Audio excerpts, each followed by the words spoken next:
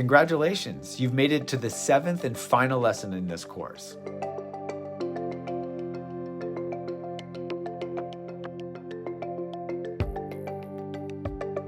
This is no easy feat, as we covered some difficult topics that can be hard for even some of the most financially savvy of us to face at times.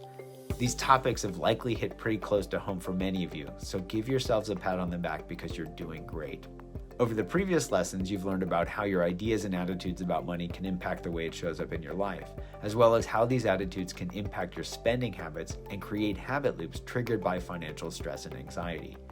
You've also learned about how spending is oftentimes about regulating your emotions and that your moods can impact the way that you spend. We've also discussed how habits are formed and how you can change them, as well as how to map your habits to determine which loops are helpful and which are unhelpful.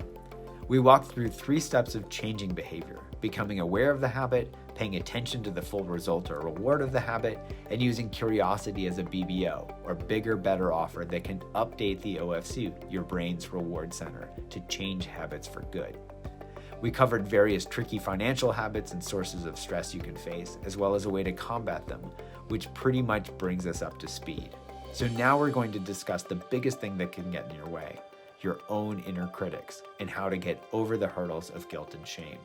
It's true that we're usually our own worst inner critic, and it can make changing spending habits extra challenging when there's this negative self-talk happening inside your head telling you that you're a failure, or that you lack self-control, or aren't worthy of all the happiness and prosperity you deserve.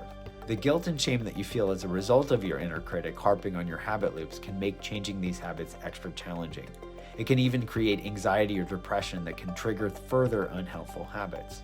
It's important to work with this inner critic and to go back to the awareness exercises that we've covered whenever these critical thoughts arise, so that you can get perspective on your thoughts and observe what's going on inside of you from a place of curiosity, rather than from a space of stress or anxiety.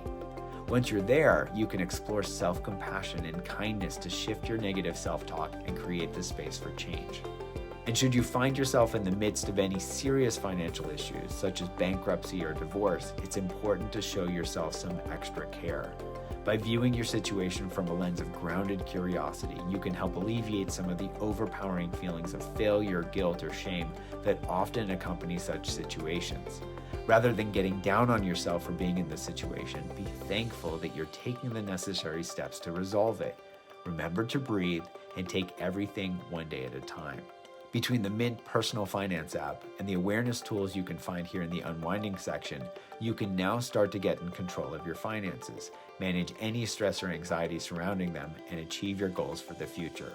As a final way to help you integrate all that you've learned from this program into your life, we've created a shopping awareness tool to help you during times of extra stress and emotions. Remember, be kind to yourself and stay curious.